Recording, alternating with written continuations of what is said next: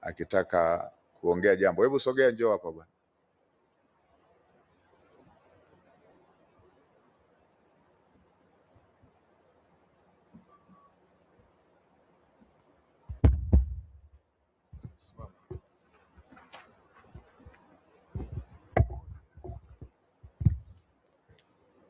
Nashukuru Mheshimiwa Waziri kwa kutaka kunisikiliza malalamiko yangu.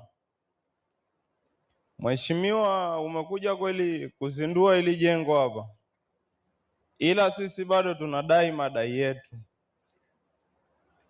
Mimi hapa nadai. Nani? Mimi hapa nadai. Madai yangu huko. Ya nini? Ya kazi nilofanya hapa. Kazi gani? Ya ujenzi wa jengo hili. Wewe ni fundi? Hapana, mimi ni kibarua. Ulifanya kiasi gani? Unadai kiasi gani? Nadai 200,000. 200,000? Ndio. Nani alikupa kazi? Nilipewa kazi na msimamizi wetu wa kazi, alikuwa anaitwa Losi, ambaye ni mtoto wa engineer. Mtoto wa engineer. Engineer anaitwa nani? Medukenya. Ndio. Afu tulikuwa tuna engineer mwingine ambaye anaitwa Mzee Kitandu. Walikuwa anatupangia kazi. Medukenya. Ndio. Yuko wapi engineer huyo? Hapa mimi simuoni, lakini Nelson anaweza akasema yuko wapi. Nelson. Haya. Nitoe kwanza maelekezo.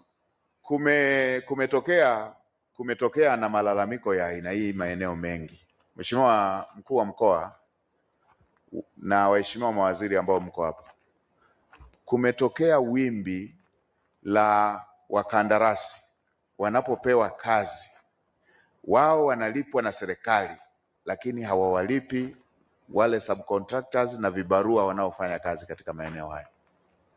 Hili jambo halikubaliki. Nimesema jana na narudia tena hapa kwamba utaratibu huu unakiuka haki za Watanzania.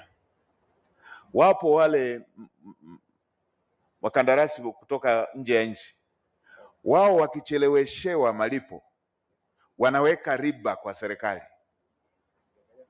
wanalipwa na riba wakicheleweshewa, lakini wao wakipewa fedha kwa wakati wanatumia miezi 6, wengine mpaka mwaka, wengine mpaka mwaka na nusu kuwalipa wakandarasi wazawa na kuwalipa wafanyakazi kama hawa.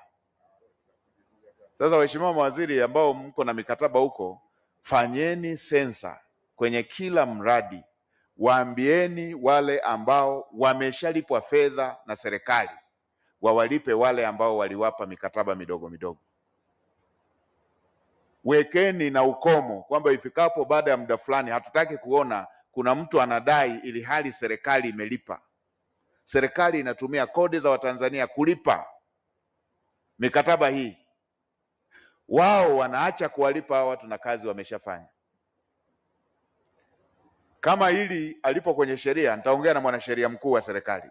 Mkandarasi yeyote ambaye atalipwa na serikali, yeye akachelewesha kuwalipa wale wanaofanya kazi, apigwe blacklist, asifanye kazi tena ndani ya nchi hii. Haya mambo ya uonevu wa rejareja ndio yanayosababisha maeneo mengine serikali inapata lawama kwa jambo ambalo yeye serikali alishafanya kazi yake, alishatimiza wajibu. Sasa kwa sababu huyo Medukenya hayuko hapa leo, katibu huyo mpe 200,000 yake chali akafurahie kwa rezima huko na nani hiyo. Lakini nimeshatoa maelekezo ya jumla yanayohusiana na jambo hili.